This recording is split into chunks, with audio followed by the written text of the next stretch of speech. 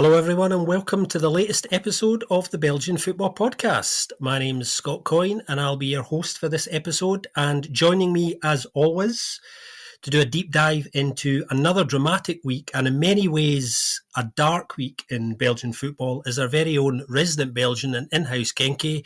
It's Joris Beck. Wow, what an uplifting start of this podcast. I can't wait to dive in. Yeah, I thought we would start this week, Joris, with the dark that I've just referenced, because it is a big story that has been getting attention outside of Belgium in recent days. We now know that it does look like Oostende, KVO have reached the end of the line, unfortunately. The takeover that was reportedly quite close until just a few days ago has collapsed at the last possible moment.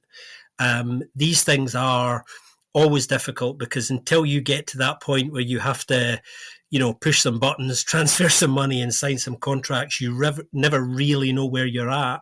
So although Werner van Oosterwijk, who was Oostende's administrator and who was doing a very, very good job, actually, big shout out to him because he managed to reduce a fair whack of the debt, deal with a lot of tax and social security issues, and make real progress where possible. Lawyers were involved, doing all the due diligence, checking the money trails. Everything looked good. And then at the very last minute, when things were required to happen, it's fallen apart. Big war of words this week, Joris, between the administrator, Van Oosterwijk, and Mr. Paul Conway, who all Oostende fans will know, and anybody who's been following football, and particularly Pacific Media Group, who own a number of clubs and have smaller stakes in two or three others as well. They've got lots of fingers in pies. Paul Conway, at the last minute, asking for money for his shares. The administrator saying that he was very difficult to deal with and he thinks he's the one ultimately at fault for him. Conway releasing a statement of his own saying that he disputes the administrator's version of events and that he was always willing to cooperate. It's just desperately, desperately sad and frustrating that we're going to lose another club, Joris. We know Belgian football has a kind of perpetual financial crises of different kinds. Some of them pass and are quite short. Others are longer term. And we also have a merger culture as well, for those who know it well. But just in the last 4 years alone, if you take Oostende into account as well, this will be the fourth club we've lost. So you have Locker in 2020. They go bankrupt, immediately merge and reform. Rosselaar in the same year, they're killed by the same owner who now owns our Ben's club in England, Reading, who obviously have a long history of trouble now. He's still there. And most recently, the most recent prominent one's probably Mouscron in 2020, who it's a wonder to any of us how they survived as long as they did. But yeah, Oostende will be the fourth club in 4 years. And well, as of recording, we're now 10 days away from that filing for bankruptcy. And it's just been a bad week, Joris. Yeah, it's never a good thing, of course, to lose yet another club. It is another sign that the Belgian football landscape financially is, well, as you already touched on as well, that it's not a sole case, unfortunately, that the Belgian football landscape is flooded with this kind of stories, unfortunately, because of, well, a multitude of reasons. But definitely some of them are have to do with licensing itself or other laws, more general laws maybe, but that also apply to the footballing and maybe sports world in general. But yeah, it shows, since most money goes around in sports, in football, also in Belgium, that's where it shows even more. And sad to be to hear that news of Oostende. It's been a long time coming. Unfortunately, another thing that we have to say, that's definitely the case. And we also know there's still a few other clubs even as well. Not that I'm gonna talk too much about that, but they're also in dire straits where things need to turn around in the next few months or years as well, to survive in their current form, at least. Like, as you mentioned as well, often it will go into mergers or into other other solutions taking over the match rule numbers and so on. But yeah, yet another one lost in Oostende. Yeah, and that means that also in Oostende then no professional football anymore. Or even a club in a slightly lower division is also difficult because there used to be another side, VG Oostende. I don't know why I'm making it sound in German, but that also unfortunately has no, that doesn't exist anymore. So well, not that would sort of make the pain less for KVO fans, of course, but yeah, that's really yet another story. It's also, of course, in Conway, of course, in the past few years has not done a good job at cleaning or at taking over. But on the other hand, it already started earlier as well. I can't really put it only there. You can also point at Mark Koeken, who is now currently still the owner, I think it is, at Anderlecht, of course. But is it owner? Yes, I think that's a position. Anyway, he's involved there, a majority shareholder, I think, indeed. That's that has left some debt when he left Oostende for Anderlecht as well, and like also want to. I think he dropped in the end his or tried to get his money in another way that it didn't go to us through Oostende itself, but. Because he built the stadium as well, so and there's some costs there, like that part of the stadium that he extra built. Now they have extra built. Basically Ostende was renting it from him at a very high renting price. So that's what I'm getting at here. Okay. Also, interesting how things still evolved a bit. Like I know that Ostende actually finally got some subsidy approved like a few days or weeks before the news that they would go into administration. So also they did not it was already clear they would not go. I don't know why the city or the town actually went with it to do that still, but it probably. Yeah, look, it's a bit of a waste of money like this for not only for the football club but also for the local community, I guess. But that they will have fun with trying to retrieve that money, I fear, as well. That's another topic, I guess. Yeah, it's interesting actually you talking about trying to retrieve money, because obviously there's lots of questions around this, and we don't have time in this forum to kind of really pick apart the full narrative. We may do that at a separate point, and we are hoping to bring you a separate episode on this with some guests quite soon. More on that a little bit later. But yeah, I was talking about what a good job that Van Oosterwijk did, Joris, and he actually went as far as he was aware quite early on that I think Paul Conway, who I think most people would agree and accept as the main villain of the piece, although there are more than one. There is more than one villain here, that's for sure. Van Oosterwijk went as far as actually to seize Conway's own shares in Den Bosch. He has shares there as well, and he seized them on the understanding that they would not be released unless the Oostende shares were released equally. So Conway's decided to kind of take it all down. He's like, if you're going to take those shares, then I'm taking, the rest down with me. And it's all of the possible leverage in legal terms that Van Oosterwijk could have used, he has used. So he has done a really, really good job. But a little word on Apex Capital here. Now, Apex were the bidders that looked to be the new acquirers of the club. Apex Capital are fronted by somebody called Mark Campbell, who's not a football man. That's not his background. His background's in real estate. For a long time now, Mark Campbell and Apex have been trying to acquire some clubs to set up their own club network. Mark Campbell's track record, it has to be said, isn't very good. So there was a big question here about would they come good in the end? There were people who thought, well, even if Conway wasn't a spanner in the works, then Apex would have found a way to pull out ultimately. they've tried to buy. I mean, Sunderland fans will know a little bit about Mark Campbell. Anyone listening, if you're a Sunderland fan, you will know he was involved to try and buy Sunderland. That didn't get very far. He also tried to buy Falkirk in Scotland as well, and that got even less far. So he's been trying for a while to acquire a club. So there are questions around Apex's involvement as well here that we will probably never know the answer to. But, terrible, awful set of circumstances coming together at the same time to make the whole thing collapse, and there's just no room to manoeuvre anymore.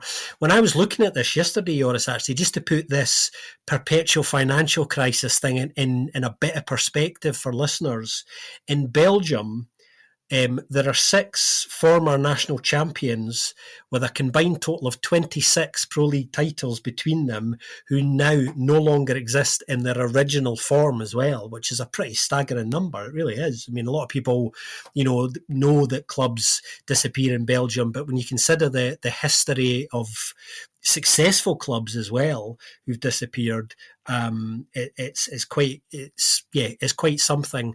And now we've got a situation where I'm thinking, okay, what do we do now? Because the lessons haven't been learned. I think we know what the lessons probably are, but they haven't been addressed.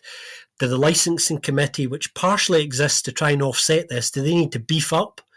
And can the FA itself do more in terms of due diligence to make sure that, questionable individuals don't get ownership or complete ownership of clubs? So many questions about what happens next. And where do you feel, Joris, where do Oostende go next? Because there were 4 chief executives of amateur clubs in the area come out this week collectively and said, a merger's a no-go for us. There's no added value. So is the only option a potentially fan-owned club at some point? Is that on the cards, do you think? That I would presume so, indeed, that would be the only option, actually, unfortunately, because in its current form it's not even allowed to even start at the lowest part of the ladder, unfortunately. So I think indeed that would be the best option, maybe the charming option as well, maybe, but it's going to be a tough and long way, of course, although, well, it has been gone before, but unfortunately, I think we can be sure that we won't see any kind of Oostende fight in a professional system in Belgium soon, anytime soon. Yeah, it's about as dire as it gets, actually. We've had a few questions this week since the news broke, and the news broke, I think, the day after we recorded last week, I think, which is why we put out a hasty message to say we would have a lot more, because it's been developing each day since then.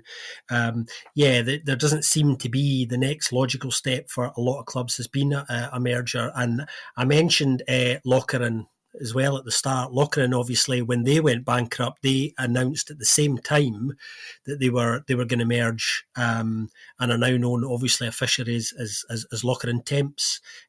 Most people will still know them as Sporting Lokeren, but there were plans afoot there when they knew they were going to file for bankruptcy for a Phoenix club to emerge kind of straight away. And actually, the little positive here is their own dark story has a positive ending in that they're actually doing really well at the moment. We know that they've been promoted again and will play in the Challenger Pro League next season. So, a club that have gone the same way have returned, and we hope to bring you a special episode on Oostende in the coming weeks with some guests who know the club intimately, and what's been going on there over the last few years. Just before we move on and we start talking about more positive news, Joris, we'll get the downer out of the way first, I think, which is good. We have had in recent years, and the one thing that makes this all a bit more painful is that season a couple of years ago under Alexander Blessin, where they almost qualified for playoff one.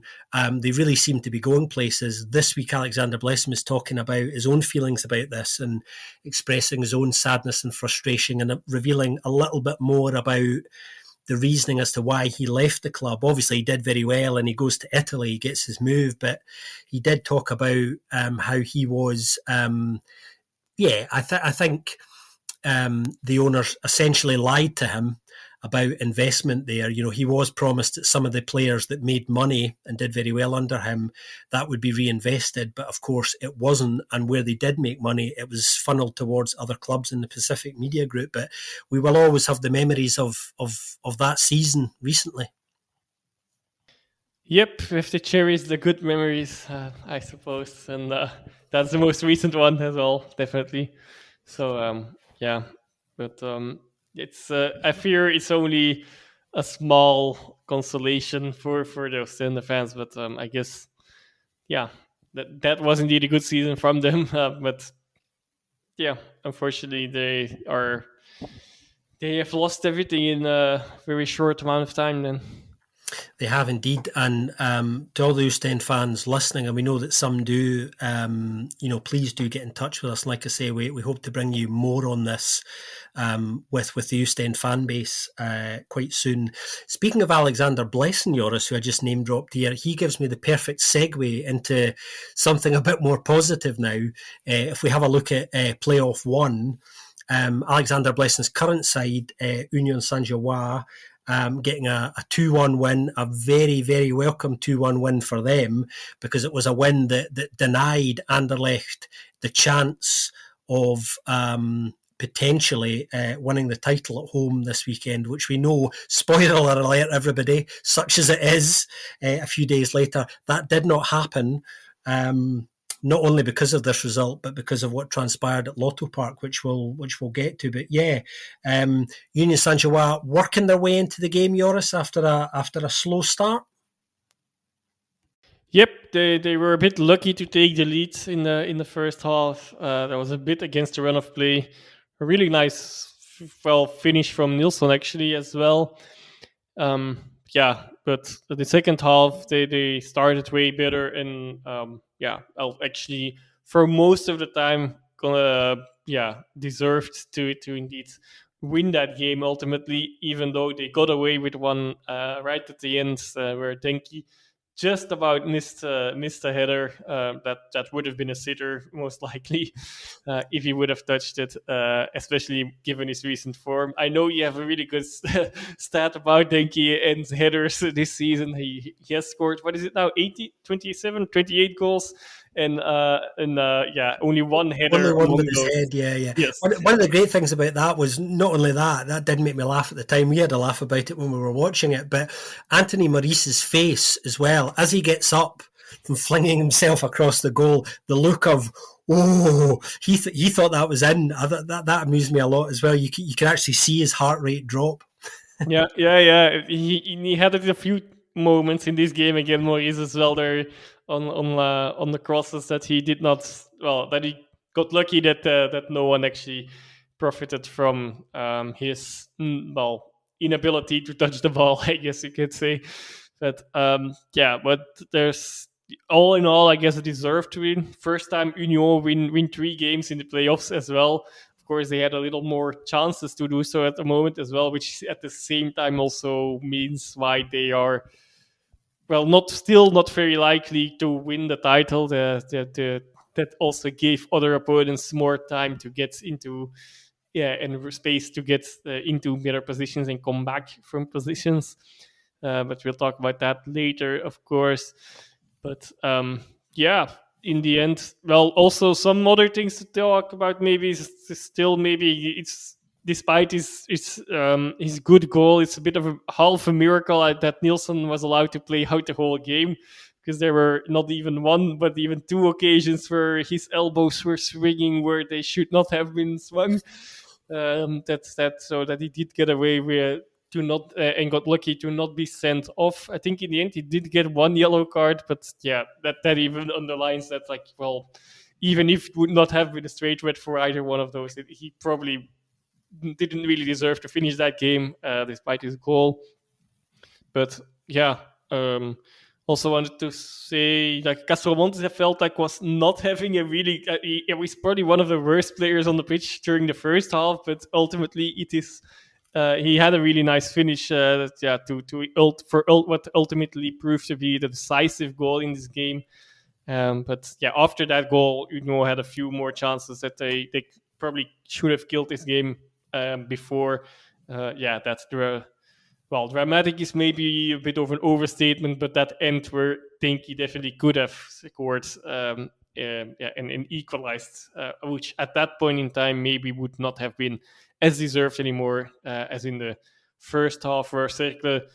Yeah, so they went behind, but they were able to react really quickly after a few minutes already to score an equalizer there, which at that time was definitely deserved, and they probably should have lit at the break.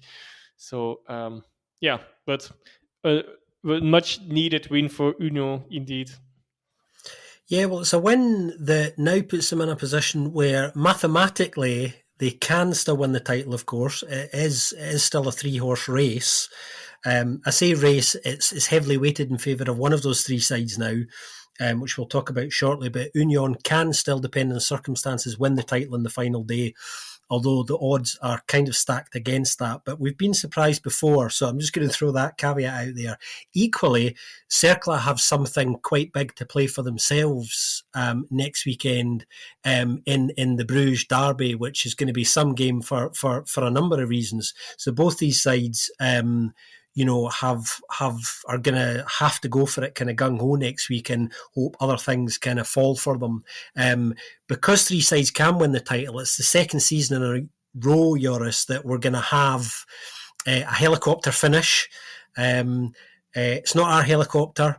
They maybe don't need the helicopter this time, Joris. We were talking about this before we started this weekend. Maybe not quite as dramatic as last season's circumstances, but that proved almost that anything's possible. So we'll just put that out there. Speaking of circumstances, the big game later on that day. Slight dampener on it from an Anderlecht perspective before the game even started. They knew they couldn't win the title by virtue of winning because of Union's win, but they still had a job to do. And we now know they lost the game 1-0. They couldn't do the job. And judging by the reactions of those players on full time, I think they know that's sitting out for them. Yeah, they don't even only have to rely on one result to go their way, of course, but even two. It is possible, of course, but unlike last season, it's not that the two other contenders are playing each other at the same time, which somewhat makes it a bit more easy, because obviously then there's only one result, even if it's an unlikely result or a very specific result that needs to go your way. Now they need both to win their own game in both other sides in Union in Club Brugge should not win, or maybe even not take any point out of their game. That's a tough job. But yeah, on the other hand, also this was the game. The atmosphere was great before the game, but then they just didn't show up. It seems like they were. Whether that's down to Reamer's tactics, I'm inclined to think yes, because they have done it a lot throughout the season to sit a bit too deep. But yeah, they did that again, and it really played into Club Brugge's card. Club Brugge, who were, I wouldn't say they were impressive, but they did get the job done, basically. And as soon as they got that lead, which came from a corner where Odoi was a bit too free as well to finish it off, even if with that finish there might have even been some luck involved, but it doesn't matter. Like as soon as they got the lead, as so many games in these playoffs actually, as soon as they take that lead, they are really difficult to break down. I think Anderlecht only had really one chance throughout the whole game, which was a Dolberg shot straight at Mignolet, where he did a really good action himself, personal action there, but probably should have tried to lay off the ball. Might be even, was it Verscharen? Oh no, might have been Verscharen who was in a better position to maybe finish that chance off. But that was already in the first half, so that was, I think, even still before Club Brugge scored. But after that, they just did not create anything. It's a bit of little bit of irony that is, of course, Odoi, the ex-Anderlecht both youth player and a senior player after coming back as well, that scored that goal that could be the one that ultimately decides the title. Of course, not literally. That goal still has to come, most likely. Well, we don't know actually. Maybe they might not need a goal anymore, but you would think they will try to go for that. But Anderlecht, just no intensity, and the initial. Then of course that's down both to the players and to the manager, but also I fear for Riemer a bit more to the manager, because he also is responsible for getting these players in that mindset and getting them playing like they should. While now, Van Aken stood out.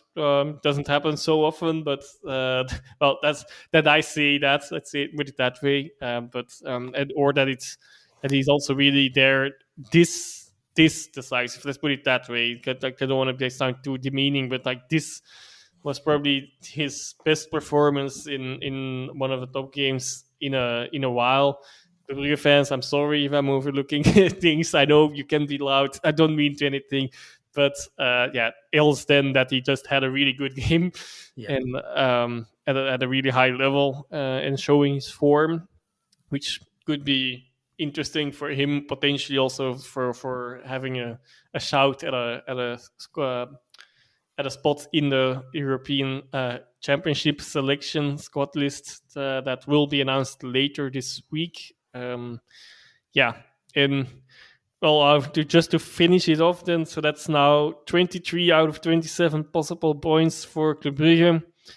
And they probably, I would say, would need at least one more, so at least end at 24 out of 30 points without losing any of the games in the playoffs against their straight opponents. That it's even whatever everyone else is thinking about it. In my book, and I know this is a little bit controversial, but like it shows that in a way they deserve the title. This would not be a completely stolen title, despite I know the position they're in is then contested from before that part of playoffs, but not losing a single game in this kind of format. And well, maybe getting even to a 26th of 230, which would be equaling the record. That would be quite an achievement. So if they pull it over the line, which is of course it's not done yet, and it's already an extraordinary feat, but they would not have stolen it for me. They just need a point now, as we know.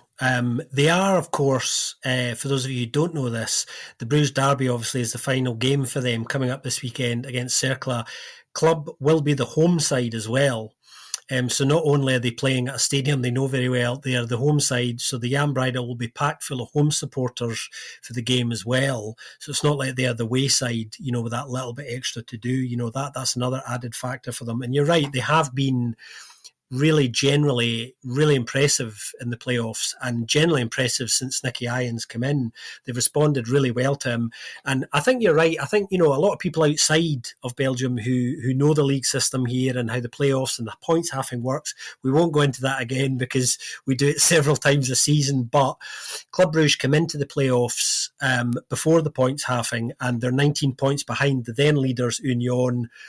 Union have a terrible start to the playoffs, and before we know where we are, Club are a point ahead of Union, and then just go from strength to there. And actually, what I would say is, and I'm not going to have an anti-playoff rant because I do that often enough.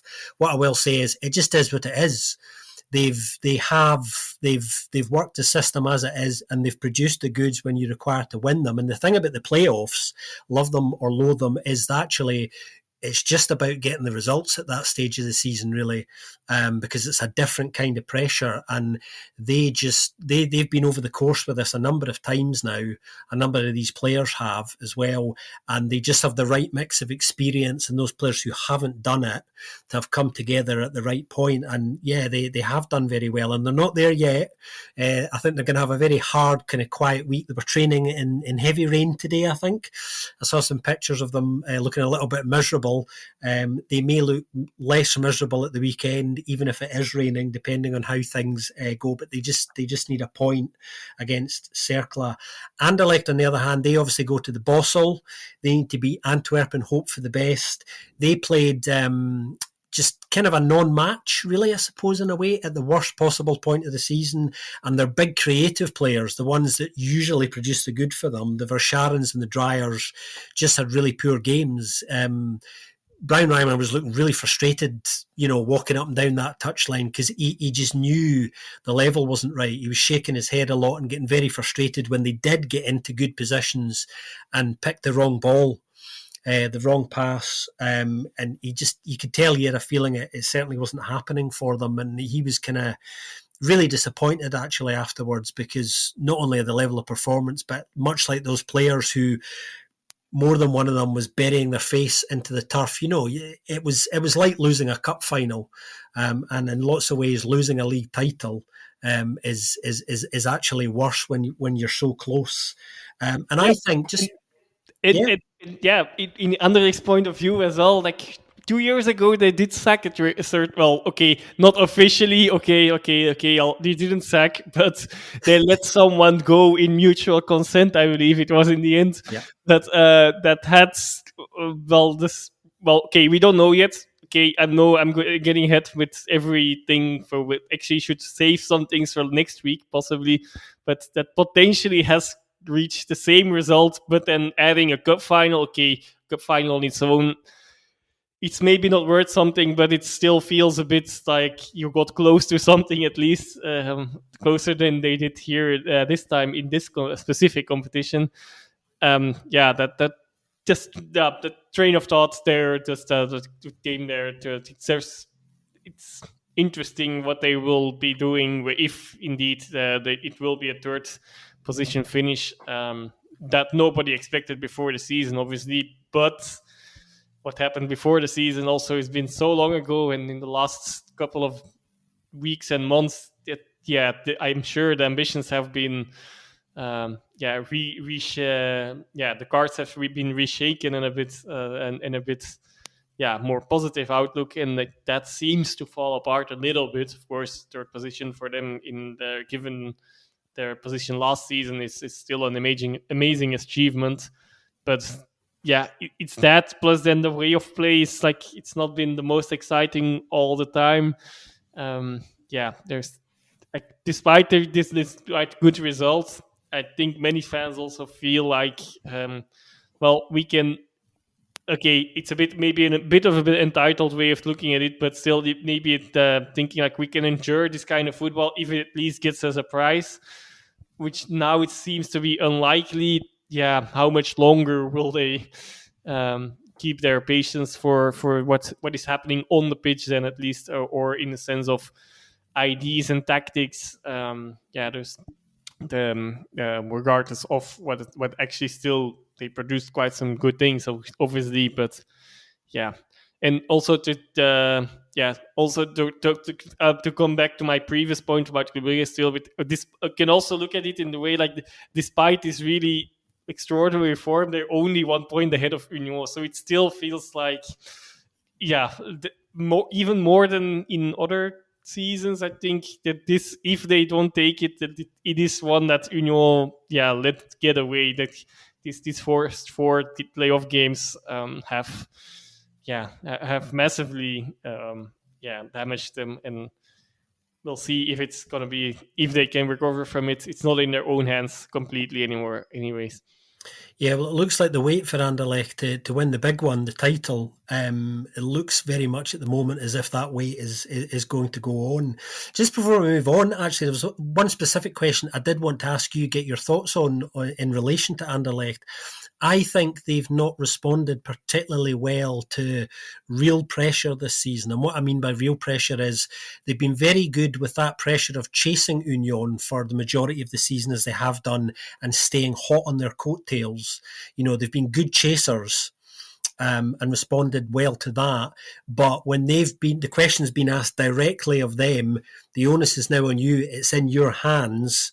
They've not responded well to that. And although they are ahead of schedule, obviously this time last year, they were nowhere and hoping to be, they would have bitten your hand off for this opportunity, of course, this time last year. But that's something I think for them to address, and how they're going to do that's going to be interesting. But yeah, when the onus has been on them to do it themselves, they've not really dealt with it.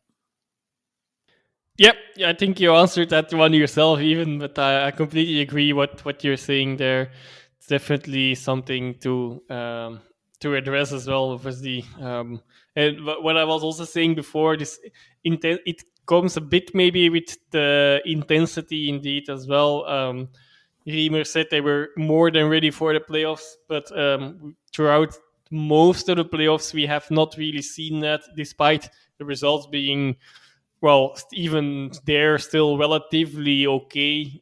They only dropped one place because, again, this extraordinary run of Club Brugge so far. But yeah, that's they have not responded well on the pressure indeed. And that happens so often. Of course, it's the most difficult thing to do, to master in football and in life. I guess you can even make it even a bit more wholesome. But nonetheless, that's really something they really need to work on, which is a weird thing to say a bit, because they actually brought in quite some experience as well. And yeah, they are also, it's like the whole squad, the whole sides that is struggling, not just the youngsters or less experienced players. It's a strange thing. It is strange indeed. And as I was saying, all that really matters at this stage of the season, as we know, is getting the results, or the right results for you, whether that's a win or a draw. That's all that matters. And it's a very different kind of pressure as well, as we were alluding to. Speaking of pressure, let's move on to the final playoff one game of the weekend. Your side, Genk, getting a 1-0 win at home against Antwerp, and we know now that means no European football for the great old. Their last great hope, I suppose, in terms of an outcome from this season, was that in many ways, after losing the cup final and knowing that they weren't going to win the title. Obviously, that's been known for a while, and that they weren't really going to be able to play themselves into contention for that. Their last great hope is gone. So I wanted to get your thoughts on that, because obviously there's a lot of moving pieces at Antwerp. We know that potentially Jonas de Rock is hovering in the wings. There's a lot of interest there. A lot of other coaches mentioned they're looking for the right coach with experience of obviously working with a lot of young players and improving them, because they're shifting the footballing strategy. We talked about that last week. And the other big question really is, I wanted to get your scorecard on young Konstantinos Karetsas, who, for those of you who don't know, is 16. He gets his debut for the senior side this weekend. Gets an assist, technically gets an assist as well. And today was back in school. He was talking about he had maths today. Yeah, the classic story of when a youngster does something that's always the news. I still don't know why, but okay, it's only the most normal thing in the world that happens. What else is he going to do? but okay. No, I'm not gonna give an actual score, because I'm just not doing that. I find it ridiculous that that's still a thing. But I can still give some comments, of course, regardless of that. I think he had a decent debut, more than decent. Maybe even that assist really was a nice piece of play. Even though, of course, Zekiri still needed to basically run 50 meters, but still he made, because of his timing of the passing and in technical awareness as well.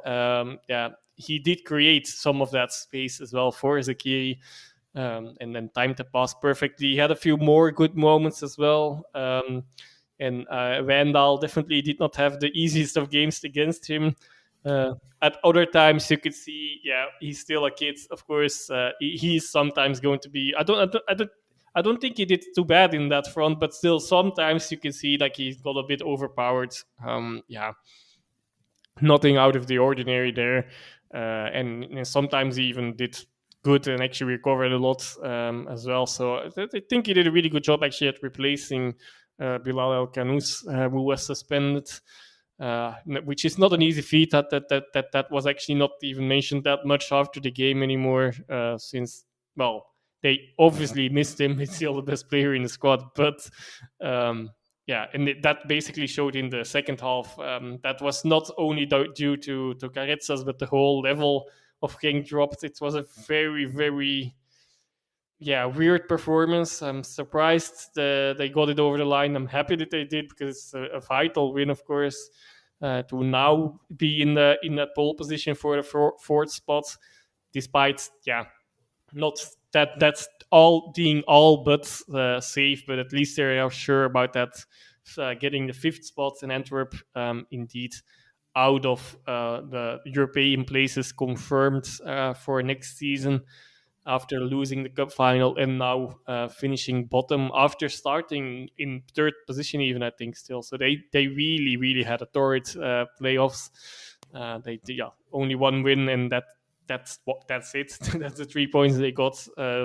As well as Club Brugge did, is as bad as Antwerp did in those playoffs. Despite in this game, they really did deserve more. Van der Voort was probably man of the match, even though, of course, the sympathy vote went for Carezas with his assist as well. So he actually won the trophy, I think. But Van der Voort really had a few really good saves. He got Sadiq also cleared one ball off the line, and another one that might have gone in, that probably would have gone out, but anyway, still that had beaten Van der Voort. Got that one away as well, so could be two balls off the line. So, but that level in that the dropped levels in the second half are really a really big concern for me, which really make me hope that the next week is the last game that Genk has to have to play this week, this season, because it looks like they're really very tired and having difficulties to get towards the end of the season, and that's not a good thing, of course, if you would have a very crucial game coming up. A few more things on the game. There was a special shirt from Genk that was looked really nice. I'm still pondering if I will buy it as well. I might. I haven't put my order in yet, but it's maybe our good friends at Genk will send you one because of the good work that we do here. We would like to think that was a possibility. Just putting that out there on your behalf, Joris. It didn't come from you directly. I don't want to beg, so but I'm not gonna say no. But if they would offer it. But definitely the occasion was the celebration of the 25 years since they won the first title. That was on the 16th of May, 1999. And they brought together a lot of the playing squads that were there. At that time the first title winners of Genk, the real heroes. Interestingly, Hazi was not one of them. He was one of them, but he was not there yesterday as of recording. And that's but it was a really nice thing. But the main thing then also was for Genk again, Sadiq and Cuesta both suspended for the game in Union, while they already were a bit thin on the defender lineup. Anyway, unfortunately, I will also still, I fear I've mentioned it a bit too often lately, but McKenzie again in that second half, I don't know what's up with him, but he is not performing well. He's probably performing the worst of the three defenders there. and okay, in a way, it's then unfortunate that he's the only one that will definitely now will have spots because there's literally no other options. Most likely, this will mean especially since there is a second suspension, there might be another youngster throwing in Josue Congolo, big talent, but to really drop him in this kind of game where Union really will put a lot of pressure on Genk. For this case with Cajetas, you could also say that's first half, especially. It felt like really like an end of season game, and like that there was not that much at play anymore. May probably be coming out of Antwerp's dire form, and Genk also actually only winning now for the first time in. They lost the past four, I think, or around that anyway. So also not in the best of form and having efficiency issues, but. But that was for both sides the case, and for Antwerp, the final thing to mention, of course, the lat injury that looked nasty. Which puts his next. It could be that he has played his last game for Antwerp, and it ended in this way, rather than next week in a final. But in this case, you could even say maybe somehow a gala game, because they can't. They are not really fighting for anything themselves anymore. Of course, they could still make a difference in what happens higher up on in the table, but they themselves, even if they win, they will stay in sixth position. Of course, that win for your side, Joris, means that going into the final weekend, Europe is still a possibility. What's your thoughts on that? Obviously, there's Genk with a chance to go for it, -2 first choice defenders, which is quite an interesting thing to throw into a game that there is something riding on. And obviously, Cercle still have that European chance. What's your feeling about whether your side are going to make Europe? Because I know for quite a while now, I think you yourself had set yourself with the idea, as annoying as it is, that they weren't going to do it. So how does it feel going into the final weekend knowing there's still a glimmer of sorts?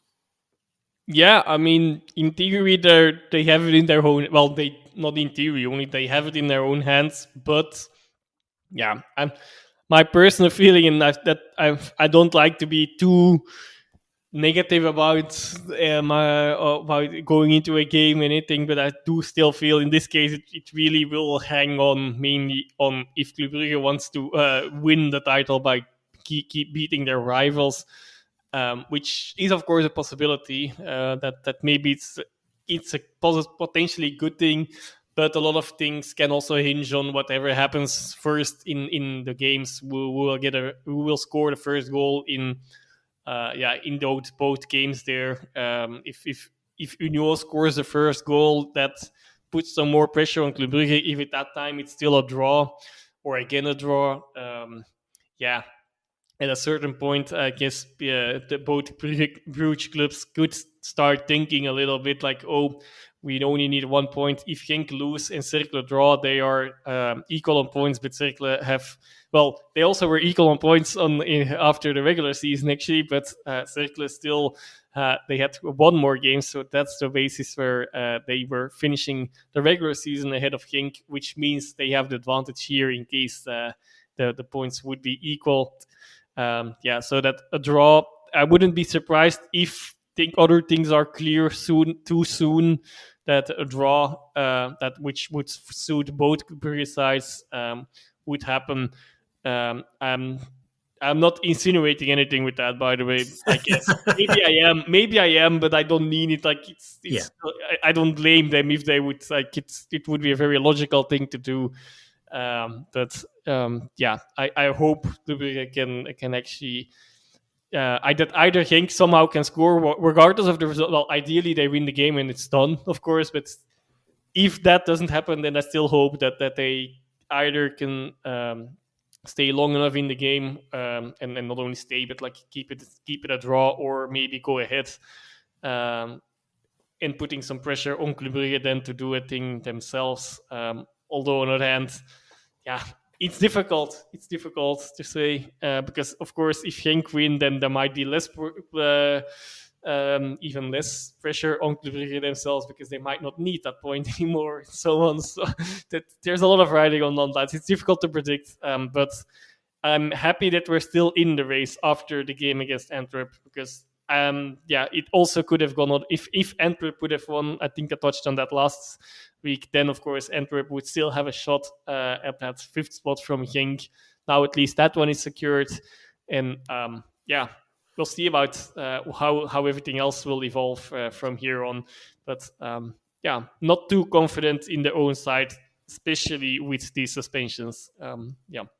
I think that's the thing about the playoffs. The one genuinely great thing about them is that there is often lots to play for everybody. And certainly, we know what happened last year.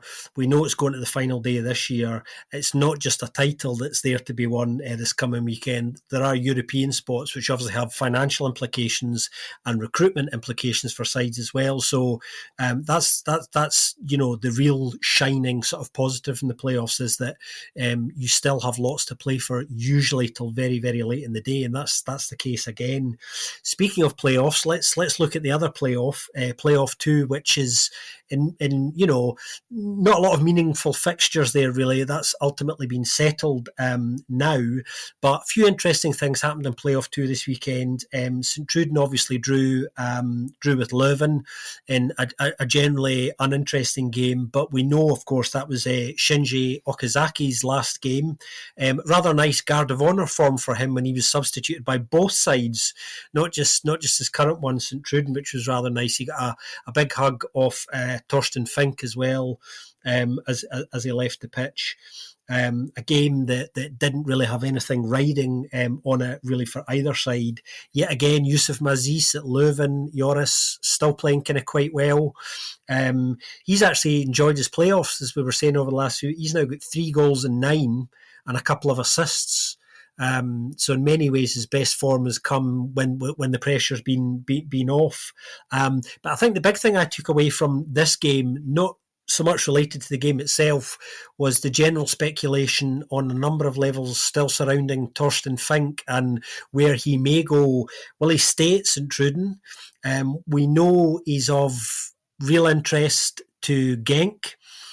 He's not necessarily the number one choice, but he is a candidate of extreme interest. And I suspect other clubs will be looking at him because of the generally very fine job he's done there. And also this week we learned that Gaetan Engelbert, the T1 RFC Liège, is a candidate of interest should Fink leave. So as always, there are always plans afoot for all eventualities. And it's just going to be interesting to see does he go or will he stay? Yeah, I think it's quite clear he will go, but where he will go to, that's a different question. I think there is some cited unknown, though, at the moment, foreign interest as well in him, and he's definitely leaving his options open, but that seems to indicate, well, by saying that, he basically says, I'm going to leave, otherwise he would probably say, well, confirm that he's not. It's my feeling, of course. It doesn't need to be the case, but it's my feeling that is how it is ending. Nice to see Okazaki. The tribute to Okazaki for sure. But that's indeed interesting that's actually his final game, as there is still one more game to play in those playoffs. But okay, I guess it was a nice moment in a home game as well to do that. It was a final home game for Sint-Truiden, of course. So that's interesting timing, but really nicely worked tribute, I guess. Yeah, he's not bad. Had a bad career at all, Shinji Okazaki. Not at all. What's your feeling, Joris, on? I mean, obviously Fink isn't the number one priority for Genk, and I have to say, big shout out to Dimitri Deconde. Dimitri, if you're listening, I think we're all impressed by how tightly you're keeping your cards to your chest with your own number one choice here. We do know that he does have a preferred candidate that none of us are particularly aware of yet, and that's quite impressive in itself. So we'll see what happens there. But just on Fink and the possibility of him potentially going to Genk, Joris, do you think does he fit the plan there? Because it seems from the exterior that he could potentially have all of the requirements that you would be looking for. Yeah, that's what I said last week. So basically, so I guess that there you got your answer as well. Like, yeah, I think he might deserve a chance. With the caveat, of course, he had a few good spells, but he also had a few in between spells where he left really early. So we of course only remember, or mainly remember, his spell here at Sint-Truiden. As a manager, I mean, of course, as a player, that's something different still. But as a manager, of course, he had a really good spell here at Sint-Truiden, and not only with the results, which were in the end, I guess, if you really look at the dry numbers, okay, not that much more, but of course we had different expectations from Sint-Truiden for before the season, and way more dire. So okay, he did a really good job actually, but it's more like the way he did it with which players he did it with, kind of players. And I do think that indeed his profile would at least in theory fit, but I'm always wrong with those kind of things, anyways. I think, but when managers are really difficult to judge before they come into a club, if they really fit. But on paper, based on what we've seen on purely on this season, I think he would be a good fit. The rest of his career, yeah, there are a few things where you could place some question marks, but I choose not to at the moment. Quite wise. I think you're quite wise. Another game in playoff 2, which didn't have anything riding on it, was Westerlo and Mechelen. Mechelen winning 2-0. Pretty decent performance from them all round, deserved winners. Probably could have won it by more. Besnik Hazy was pretty satisfied with that performance. Good performances on the pitch from Bafdili and Macau. Scoofs was good as well. And maybe from a Mechelen perspective, the big takeaway from this, the big small takeaway, the return of a certain Rafik Belgali from his long-term injury. He got 4 minutes. And he got a goal. So, you can't ask for any better than that. That was particularly pleasing from a Mechelen perspective. And Westerlo, obviously, winless in the playoffs. They probably will be awarded the forfeited game against Standard from a couple of weeks ago. That will be a win that they didn't play. But yeah, their playoffs have been a bit of a damp squib on lots of levels, and that ultimately they're now waiting on the confirmation and arrival of Timmy Simons as their new T1, who we talked a little bit about last week. Thought we were going to talk about more this week, but it's not been confirmed yet. We hear that it is imminent. I think it was due to happen earlier this week, hasn't happened yet. So perhaps by the time you've listened to our analysis of this week's action, that will have been confirmed. But yeah, we understand Timmy Simons is coming in imminently. And if not, then we'll announce it the third time next week. But that's another thing. But yeah, not that much to mention indeed. Simonini actually making his real debut as a referee. That's one thing that I noted. And he did not necessarily have an easy game. I also don't know if he actually did make the right calls all the times. There were a few VAR decisions there as well. And what else is there to say? Yeah, there was a very flooded pitch for the circumstances, so were interesting as well. Not so easy. It was their fourth win for Westerlo against Westerlo for Mechelen this season.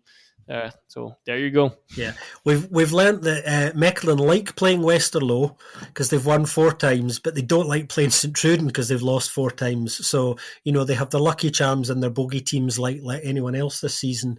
The other playoff 2 game, which was equally meaningless as the other two, was Standard Liège losing convincingly 4-1 at home to Ghent. Standard on the whole pretty poor, apart perhaps from Kelvin Yeboah, who, plenty of positive things coming out of him from the game. They're really very keen to hold on to him, I think. We know there's going to be massive change there. We know that Standard are in a lot of trouble themselves. Everyone will know about this. The other takeaway from this game for me, Joris, was another really good performance from Ghent's Fernando Partes. 2 goals, an assist. He's now got 6 goals and 9 and an assist in the playoffs. Really strong playoffs, and lots of questions about what we might see from him next year as well. Will we see him as regular as we have in the playoffs? Because we know that Ghent are in hot pursuit just now of a new striker. They have a number of candidates they're looking at as well. So they might be spoilt for riches potentially up front next season, the Buffaloes, under what we think is going to be Wouter Rankin, but they ain't done yet. No, but it's really likely that it will happen. But yes, it's still not done. So officially, at least. The main thing here was Standard showed up, so they were managing to play, and they don't need to fear whatever I was alluding to last week. This 3 matches in a season that they would forfeit, and therefore there might be consequences to. Was it to their to whichever Standard side that is active in professional football. Fini got a debut at Standard as well. Where the little shout in the Patre scoring 70 goals for Ghent now. He's still alive. And Standard is a side that allows him to score. That's good. But a lot of rotation going on, as you could hear there from that as well, actually, already at Ghent. Good to see Nardi back, not on the field, but at least in a selection and on the bench. And like you touched on it, Fernando Pardo, really good form, 7 goals now as already as well, mainly in those playoffs, of course, which makes it slightly easier, you could say, but also I think I've alluded to it a bit earlier. You can also think what would have happened to Ghent if they would have resorted to him as a striking option earlier than they eventually did. I think the Patre at some point got some chances during a few games where maybe, it looks like that Fernando Pardo already would be ready for it and might actually bring more to the side than the Patre. Of course, that's looking at the Patre right now.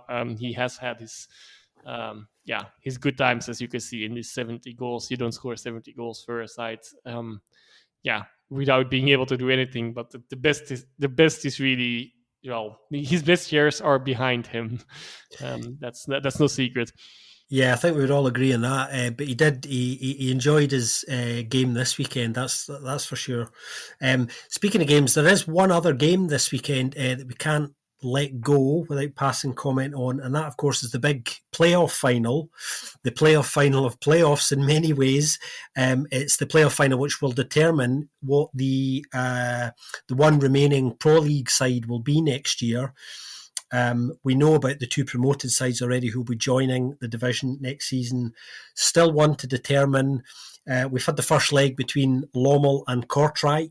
Kortrijk coming away from the Sovereign Stadion with a narrow 1-0 win, courtesy of a penalty. We know, and we spoke about this last week, Joris, Kortrijk do not score a lot of goals. They've got their 1 goal average in this game, courtesy of a penalty, which I think was a penalty. Lommel, I think, disappointed not to have got something out of the game, to have lost it ultimately, because they did have the majority of the play and did generally play the better football. But very interestingly, when I was last week saying how they're going to cope with the physicality of this tie, the Challenger Pro League is quite physical, but in a different way. Steve Bold was saying afterwards, post-match, that he felt that at times they did struggle to deal with the physicality of Kortrijk, who did put themselves a bit, albeit in perfectly legal ways, which I expected them to do as the Pro League side. Lommel did create a few chances to kind of get back into it. They just couldn't quite do it. Some wild rain in that second half. The ball was skiting about, kind of crazy.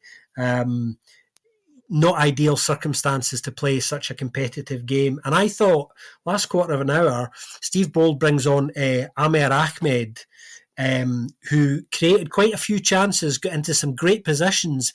And I'm screaming at the screen watching this game because nobody was trying to get into the 6 or 18-yard box to meet any of his balls at all. There probably was one chance he created where he arguably should have scored himself. He made it far too easily for the keeper, but he had a really good final 15 minutes, and I can see why Steve Ball's a wee bit frustrated, because they could have got something out of this, but they'll go to the Gildon Sporran this weekend and Sunday and hope they can turn it around. And the next goal, obviously, is going to be really crucial, because if Kortrijk get that, it's going to be really hard for Lommel then, isn't it, Joris? Yeah, even if Kortrijk only maintained their 1-goal average, that could already be enough now as well. Well, they might not even need it as things stands, of course, but even only 1 goal, would make Lommel's task even harder. But okay, on the other hand, it's only 1 goal difference. Everything is still possible. Lommel, I didn't see that much of this game, but I did see a few really big Lommel chances as well, where they arguably indeed should have done better. So, all is still to play for, but advantage to Kortrijk at the moment, for sure. Yeah, interestingly, Freyr Alexanderson saying after the game, wanting to be really clear that this isn't done yet, and he doesn't want to regret missed opportunities, and that's obviously going to be the message to his own players this week. We've got a narrow lead, but don't assume that it's done yet. Lom will have to come and essentially be pretty gung-ho in lots of ways tactically, I think, and just be brave if it's going to happen for them. I think Kortrijk will tactically probably approach this in a very similar way, even though they're the home side. I expect them to allow Lommel to have some of the ball and say, okay, break us down if you can, because that's the way this game kind of sort of panned out tactically and physically. As I was saying, Kortrijk were able to really get the better of Lommel for the most part, and use careful careful breaking up of the play, and although they didn't play that well, they did enough in a shrewd footballing sense to get the edge. Yep, and indeed, we'll have to see now. The home crowds, of course, could play a role here as well. That's not in the advantage of Lommel either. But Yeah, that's right. Yeah, and of course, those who watch any action at the Gildon Sporran will know that the home ultras there, for what is quite a small stadium, are quite a raucous bunch. There can be quite a decent atmosphere there sometimes as well. So it'll be interesting to see how Lommel handle that. They're going to get a real taste of what they could get most weeks should they manage to turn this around. Well, that's the week in Belgian football, Joris. All the positives and negatives, such as it is. Hopefully we'll have more positives next week. We will know the title winners. We will know who that third side playing in the Pro League is going to be. Still plenty to be decided. If you do like what we're up to here at the BFP, and lots of you do, of course, please do feel free to leave us a review on your podcast platform of choice. Equally, we do have a Buy Me a Coffee account, which you can find on our social media links. Please feel free to check that out if you would like to buy us a coffee. And if you have any listeners' questions, which you might have quite a lot of after the outcome of next week's big questions, then please feel free to get in touch with us during the week, or in touch with us individually as well. Do you have, speaking of the week, Joris, do you have anything exciting planned before we know the outcome of all these questions next week? Probably. But definitely, actually. But nothing to maybe mention on the podcast. Not anything that's going to be made public, which will generate some listener questions for next week. Also, nothing that's too explicit either. Don't worry. But some things that not for the podcast audience. Joris's social media has not gone down the road of our friend at Standard, Kamal Sowas, for those of you who will pick up that reference a great week, everybody. Whatever you're up to, you too, Joris, and we'll be back together next week for another episode of the Belgian Football Podcast.